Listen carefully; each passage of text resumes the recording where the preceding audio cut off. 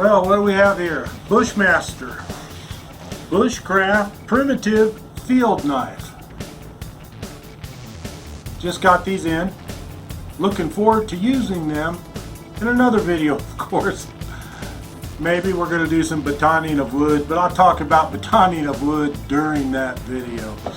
Anyway, I like the design of this knife when I look at it. Now, this is 1095 steel. It's not stainless steel, it's 1095. You can get a little bit closer look at it here. It's 1095. Notice how it's, as it was ground and polished down here, this here was left rough to give it that outdoorsy look. Wooden handles. Full tang, obviously. In case you want to know, 1/4 inch thick. Let me get the right side of the ruler over here, inches. 1/4 of an inch thick. That's pretty good. Now it's a little bit heavier knife, and it will do just about whatever you need. In reality, there really is no knife that can do everything. There's knives that come close. But this knife was $34.95. Might as well say $35. Comes with a little lanyard, which I'll cut this off. Put my 550 cord on there. May even splurge and get some orange cord, because I tend to lose things sometimes in the woods. I don't want to lose this. This here seems to be a well-made knife. Like I said, 1095 high carbon steel.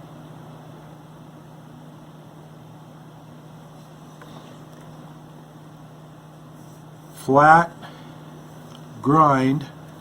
It's nice. I think it's going to do very well. When you look at the knife itself, it seems to be fairly well balanced. It does have a heavier weight towards the handle simply because it's thicker. It feels good in the hand itself. I have a large hand. It feels good.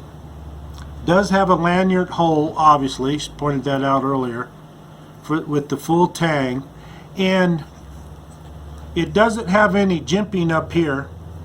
Jimpings, just like little ridges where you can choke up on the knife up in here if you're grinding or starting to go ahead and work your wood, from carving to making traps to doing this to doing that to chopping down things. It does have a little bit more weight for when you do slice. That weight will be used for your advantage. Now, it comes with a leather sheath.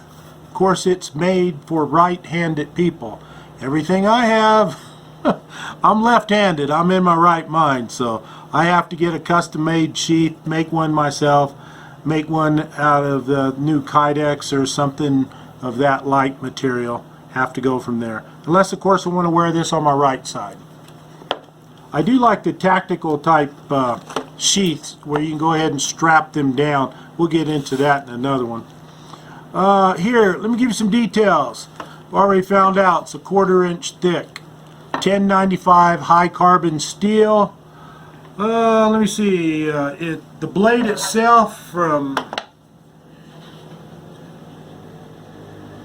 right at the top of the handle to is 5 5/16 inches long. Just about ideal. Okay, the overall length of the knife is 10 11/16. 10 11/16. That's not really too bad for a knife. It looks good. It's made out of good steel. It has an excellent grind on it. It's a little weighty, but that's what steel is. Steel is heavy. It's that simple. If you ever pump iron, forget all that plastic stuff and the sand-filled things, although that's weight too. It's iron that you want. It's steel that you want to pump weights with or to make knives with. You know that. Now,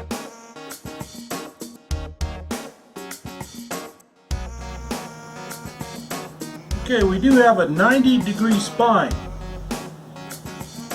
not as sharp as I like it, so you're going to have to touch that spine up 90 degrees, sharp spine. The reason being so you can bite into a ferrule rod.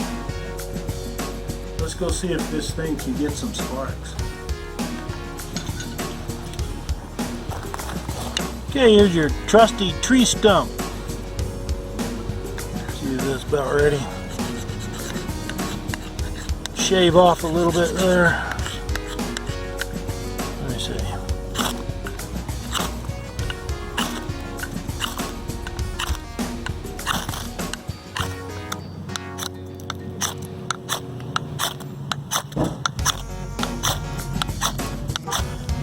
I think that's a pass. Now, in future videos, we'll be using this here in the woods, doing our various things to it. But I think overall for $35, that's not too bad. I like it. We're going to see if it holds up, which I'm sure it will. And I'll talk to you about that baton in a future video. Thanks for watching.